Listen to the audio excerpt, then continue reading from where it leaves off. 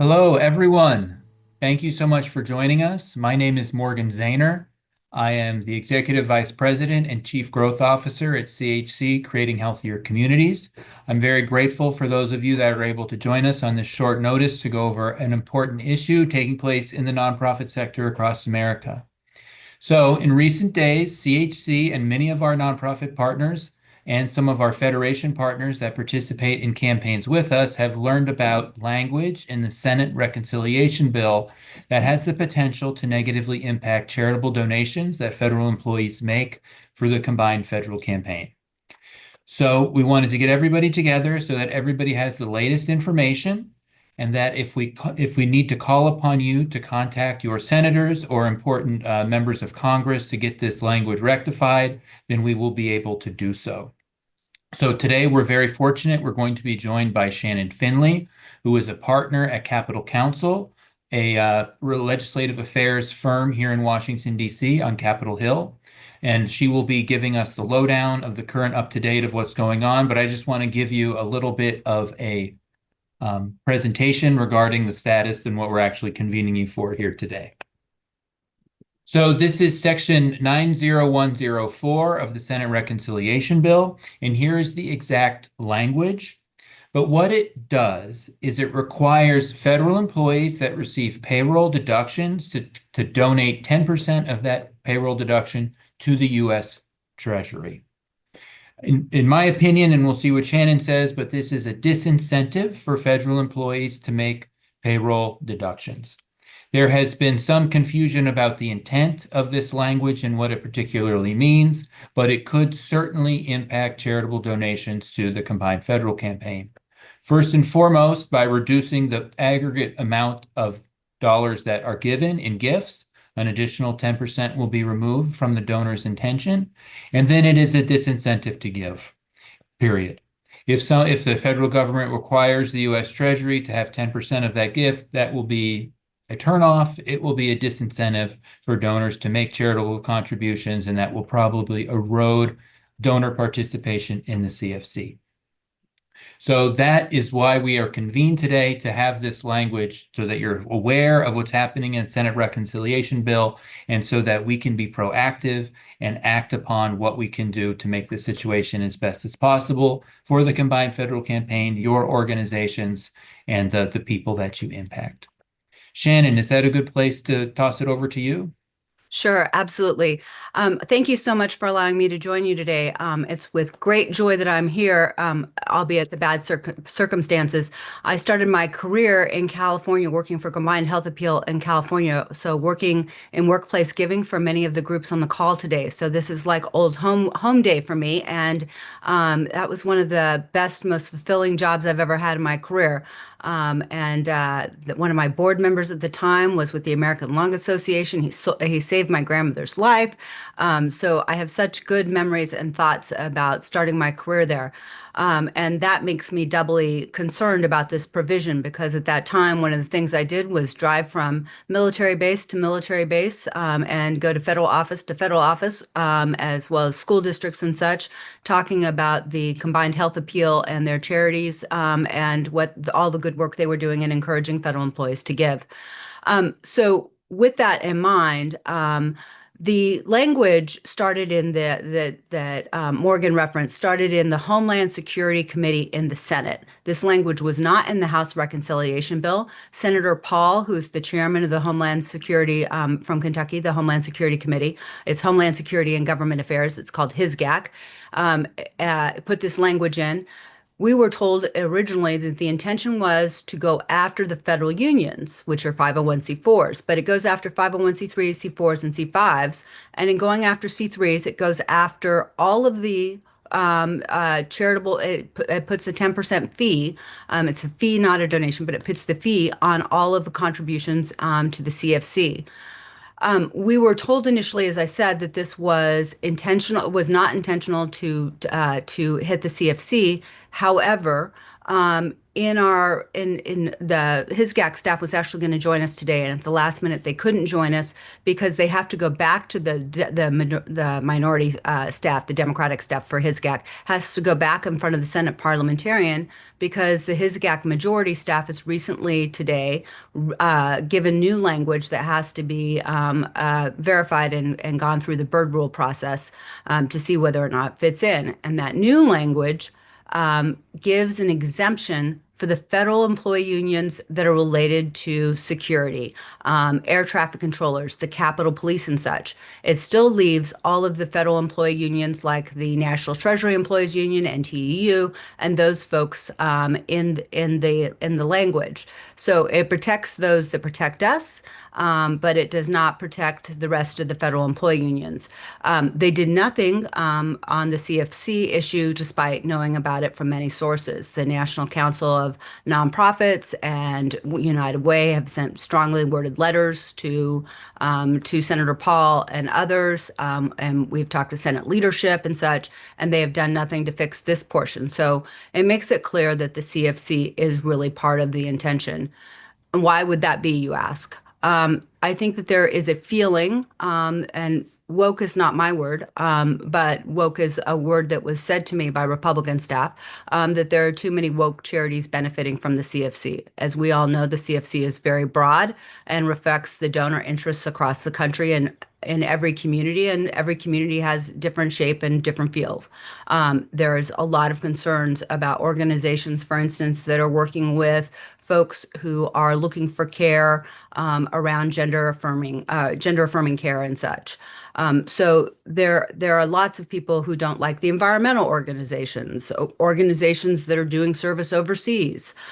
So there are lots of reasons why a very conservative Republican might not like the CFC.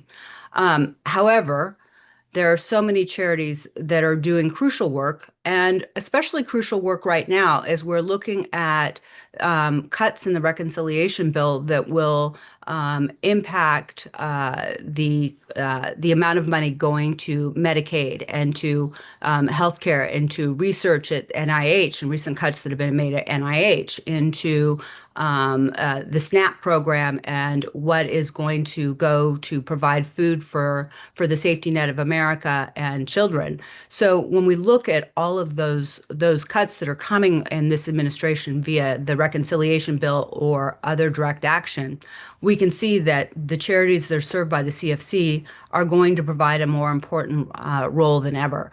That's why this is so concerning to me, especially the healthcare charities and what you're doing for our community and cancer and children and such. That it's just the consequences will be devastating.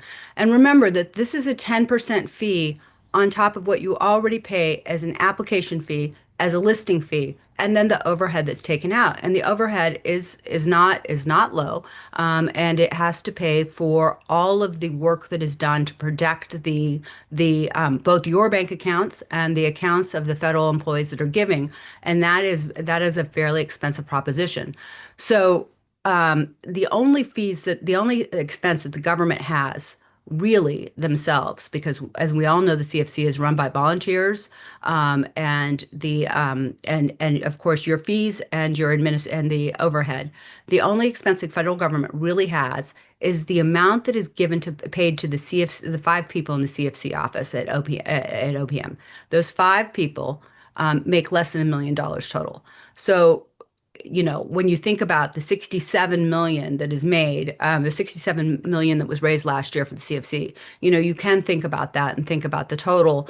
And there it probably matches up almost directly with this 10% fee. So for that, you can say, okay, they're justified in doing it. However, this 10% fee will be well known and it will be on top of everything else. And when the Congressional Budget Office, which scores all legislation, when they scored the legislation to see what the economic impact will be, one of the reasons why they scored this provision less was because they recognized and told the Republican staff at HISGAC that it would cover the CFC, and they believed that it would decrease the number of charities participating in the CFC because of the additional 10% fee, as well as the number of federal employees giving to the CFC because of the 10% fee. So all in all, I think that there's great recognition of the impact it will have, and what it will mean to both charitable giving from employees and charitable participation in the CFC. So, with that, are there any questions about the background of how we got there? Yeah, I have one clarifying question for you. Some of the conversations I've had with other folks say that this deduction will also impact other payroll deductions that federal employees have. For example, retirement contributions or insurance premiums paid. Is your understanding that the language is broad enough to also include those payroll deductions? Not really, as we've gone through it, because the way those payroll deductions are made and the type of entity that they're made to, it won't include them. For instance, we thought for a bit of time that it would also include the military service organizations like the Navy Marine Corps Relief. But because they're the military and the military employees and military retirees are covered under a different section of the employee code, not 90114. They are not covered. So that spring campaign for those military service organizations is not impacted. It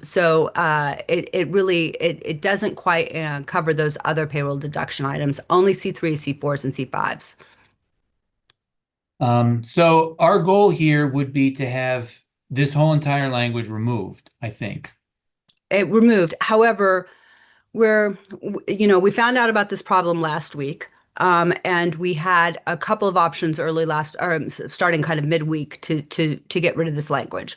The first was working with the Democratic minority staff at HISGAC in order to fight this situation with the parliamentarian and get it ruled out based on the reconciliation rules, what's called the Byrd Rule. We did not win that fight. It was actually the only section where they weren't able to get relief, and that's because the parliamentarian thought that the fee would be used to reduce government overhead. So we lost there. The next fight we had was trying to get Rand Paul's office to take out the language. As we can see, they made the other adjustment, but did not make this adjustment. What they submitted today will be mostly the language that gets into the final bill, into the manager's package. So we have two options now. One, we can press on leadership and other Republicans and go forward in a very big campaign in order to get them to take it out.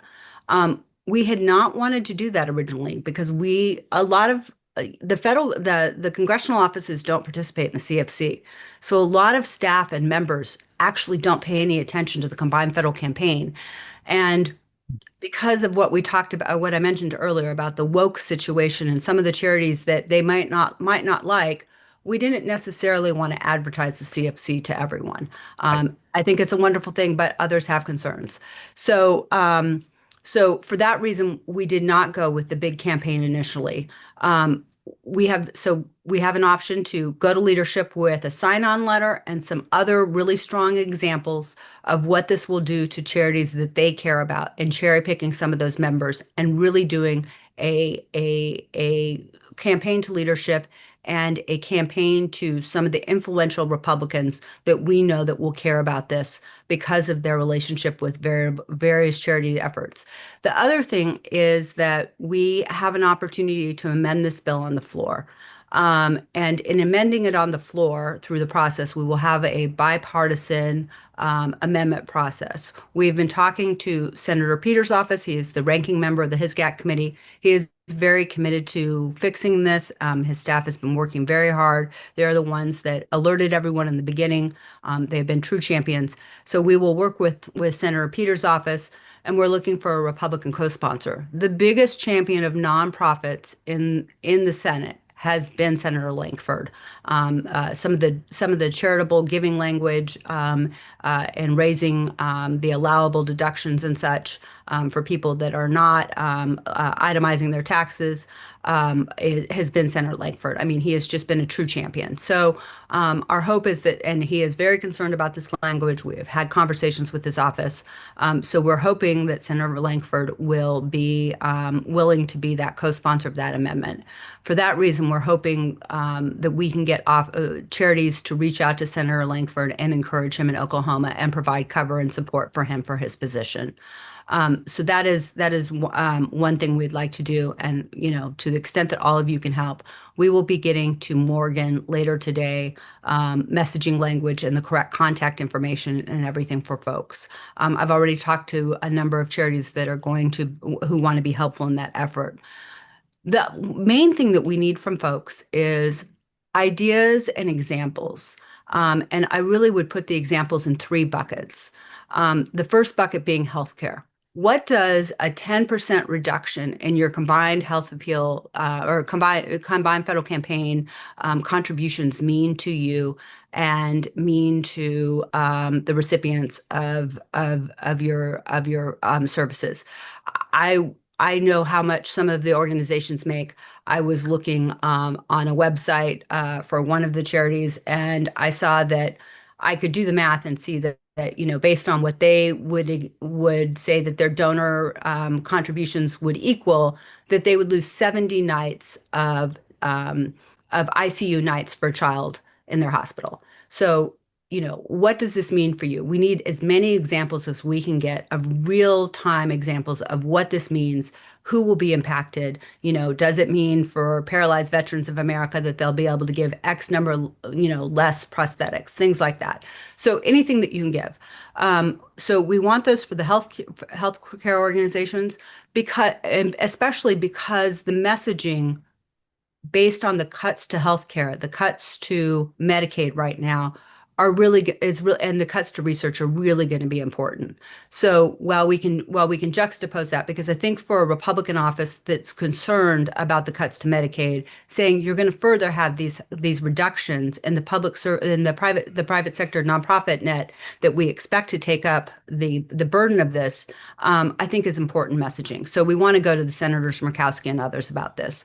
So anything that you can provide like that. And it's important for healthcare. It's important for agencies that are providing meals and providing food for folks because of the SNAP cuts. And it's important for anyone providing service to the veterans and military families and active duty. I think that those are the three most sympathetic groups that we really want to focus on and have as many examples. We'll make a determination later today whether or not we'll be willing to do, whether or not we have a good enough group that will be willing to do a sign-on letter. And we will come back to you with potential sign-on letter language. That sign-on letter will, of course, use some of these examples, and it will be a very discreet letter sent to leadership and to key offices. It will not be something broad. I have one question here I want to answer. Please, if you have questions, please put them in the chat so that we can get them answered for you. We know it's fast moving and it's a little bit complex for what we might be dealing with in our average everyday. If you have any questions about the situation, please let's get them answered today while we have Shannon on the call. But this first question here is, where would this 10% fee go? Where would the actual dollars go? As far as I understand, Shannon, that's pretty straightforward. It goes to the U.S. Treasury for however it's to be appropriated by the United States government. We have a deficit, right? And so it will go to reduce the deficit, essentially, whatever. It's pretty broad in that way. So just like when you pay taxes, you make your check out to the U.S. Treasury, it just goes to the government wholesale. It's not earmarked for anything in particular, any fund, any program, nothing. So I think that's where the money goes. I do have a question for you before anybody else asks another question or has another comment. With regards to Senator Lanford in particular, does he want to hear from people all across the country, or does he only and particularly want to hear from Oklahomans? Do you know how that would work? All politics are local. And I think that the folks from Oklahoma reaching out to him, your local folks on the ground will have the biggest impact. And he is a champion, but I think local folks will have the greatest impact. And is it current members of this committee that are the primary recipients? So would other senators, for example, I think there's two Florida senators on the Republican side on this committee, big diverse state, lots of people. We have a number of partners there. Are they also receptive to messages that they need to hear this? So Rick Scott, looking at the two Florida senators, Rick Scott is maybe not going to vote for the bill and would not be they would not be as sympathetic. Either one of them. Rick Scott would not be, and it's unclear whether or not he would vote on the bill. Moody wants to run for governor, so I think Moody would be. And those are some of the determinations we're making. Remember, we've been at this for a week. So we have been flying to get data, flying to work with the his GAC staff on their responses to Bird. I mean, it has just been, this was not something we were expecting. We were actually expecting some more CFC drama earlier in the year during Doge. And when that didn't happen, and when that office remained mostly intact and they re-signed all the contracts with the vendors and such, felt like maybe the CFC was going to be safe for a moment. And then this all happened out of the blue this last week. Another question here, is this 10% in addition to the current fee donations to charities currently received from CFC, CHC? I think the answer to that is yes. It's a new fee on top of the fees that are already paid. So there's the fees that you pay as applicants to participate in the combined federal campaign right there. And then, of course, when a donor makes a designation, it's 25% from that goes towards the functioning of the campaign, because the campaign CFC does not take any appropriations. The U.S. government does not fund it directly at all. Like Shannon mentioned, there are some personnel at OPM that devote some hours to it. They have salaries, right? And they are, of course, appropriated. But other than that, the federal government does not pay for anything of the functioning of the combined federal campaign. And so that is what that 25% is, in theory, to help with, to support the operations of the campaign. And then, yes, this 10% would be in addition to that. That is our understanding. What percentage fee does OPM take? It's 25%. The current designation is reduced by 25% by the Office of Personnel Management to run the campaign. So for next steps, we're going to hear from you, Shannon, in the next few hours. Next And few then hours. we will provide each of you that have attended, as well as many other people in CHC's nonprofit partnership network, with the language that you need to contact your senators regarding the advocacy for having this fixed, so it does not have a negative impact on the over almost $70 million that federal employees very generously give to nonprofits across the country. And the So, one thing that we really need from all of you immediately, if you can do the math and figure out any tangible examples of what this 10% fee and reduction in your combined federal campaign contributions would mean to your services that you provide. Less research hours, less research dollars, less, hospital nights, less children receiving, care, less whatever you do. And how it will impact individuals, especially considering the potential cuts to both research dollars and to Medicaid. Karen, question from you. How can OPM take a 25% fee? I thought their whole argument was that 100% of the employee gift goes to charities and charities that pay the fees. There's always been a fee with regards to participating in the CFC, as far as I can remember, right? And I worked on generally, the CFC in yeah. 1990, and there was a fee. Yeah, so it's as far as I can remember, and pretty much all workplace giving, requires some transaction costs. I have a job in part helping to steward nonprofits through the process, as well as running the campaigns, marketing the campaigns, making them attractive to donors, helping donors to understand the value that you all provide to the communities that you provide. And then, of course, I have a job. I need to be compensated. And so there's always a transaction fee or a stewardship fee associated with workplace giving. Yes, 25% is high. It is definitely higher than other public employee campaigns across the country, and private campaigns. They prefer to have a greater percentage of every individual's donor go to the charity. Yes. So 25% is on the high side, but it has always been there. And as far as I know, it has always been that amount. I haven't seen it go up in my career. And so I think Traditionally, OPM hires about 100 contractors that help with the management of the campaign. Some help with marketing, events, different kinds of printed materials so that federal employees know about the campaign is out there, and then some sort of payroll processing that is done and settlement. I don't know everything all of these contractors do, but they are compensated and paid for by that fee. And so they have other costs.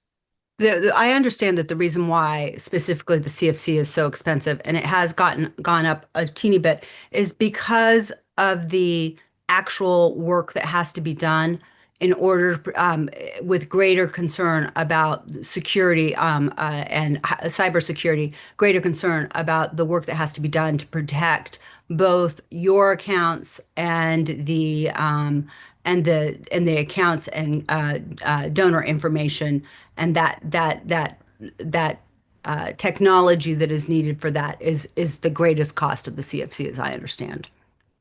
But that is not what OPM and CFC staff tell employees. Okay, well, that's something that we can work on at CHC. There is a question in the chat part, in the webinar chat. The question is this the Homeland Security Committee of the Senate, correct? Yes, Homeland Security and Government Affairs Committee of the Senate. HISGAC is what it's affectionately referred to, and this is and Senator Paul is the from Kentucky is the chairman of that committee. So I just want to let everybody know that CHC definitely maintains confidence in the combined federal campaign. Federal employees are not the only people that give for the federal campaign. Retirees are the largest segments of donors, right? And they will not be affected by this, right? Because they don't have a payroll deduction from the federal government.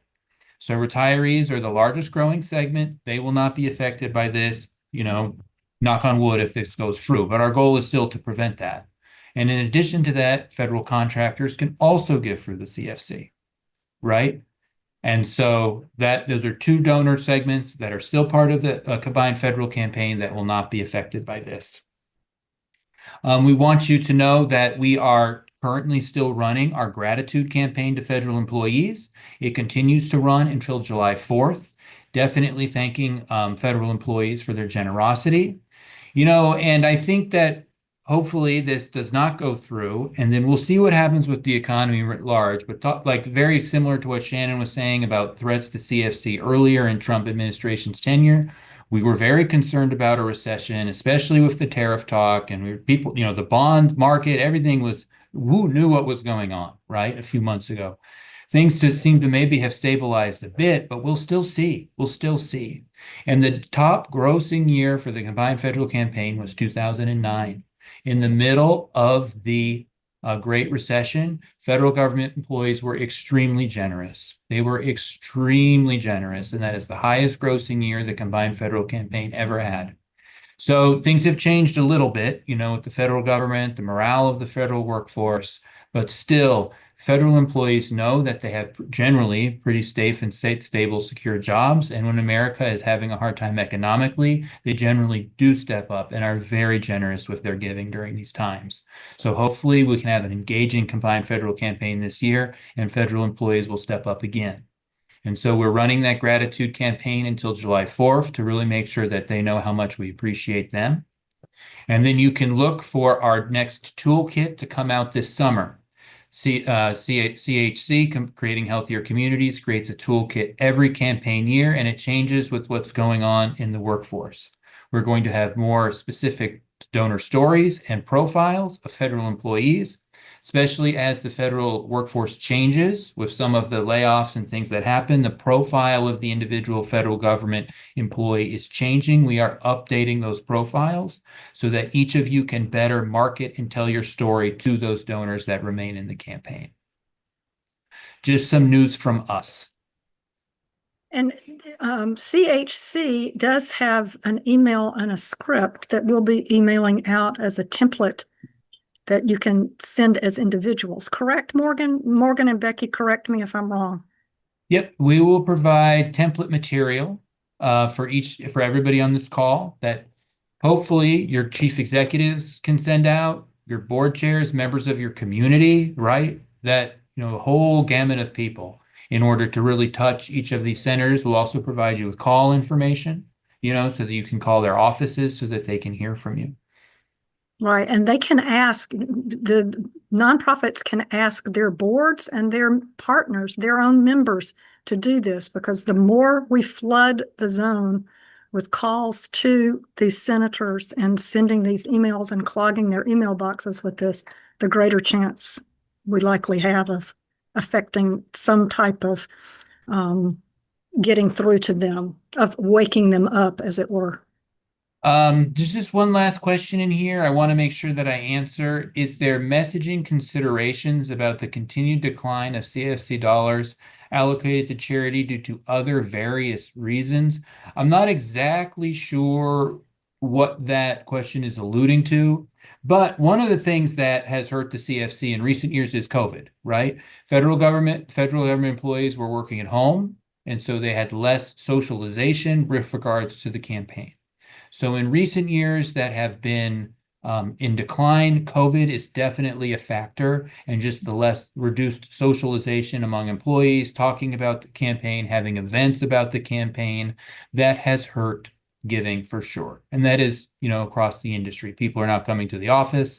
There's just less of that talking about what's going on. The campaign is happening now. But with return to office, the federal government, we do expect that to help. Right? We do expect that to help a little bit with regards to that. And we know that the CFC had a relatively good year last year. So the declines that we had seen in previous years have stopped. They have stopped. And so actual giving from federal employees has stabilized. And so next year, we'll see how everything goes, because there's been so much transition at the federal government and OPM. But certainly we hope to grow gross revenue from the CFC in the next upcoming campaign year for the first time in, I think, probably 3 or 4 years. So that would be good. With that, I think that we can conclude. So please contact me. Please contact Becky and Carrie, our Director of Nonprofit Partnerships, if you have any additional questions. Any of the CHC staff people on this call are here to help answer your questions. They're very engaged. They're here to learn everything about this so that we can help you to best advocate for the CFC, and then, of course, all of the people you serve around the country. So please feel free to reach out to us, and then look for our follow-up messaging regarding templates, call to actions in the next few hours here, as Shannon gets everything in line that she thinks is the best and most appropriate strategy for us to implement. Thanks, everyone. Thank you so much. And I'll conclude the webinar. Goodbye, and talk to you soon.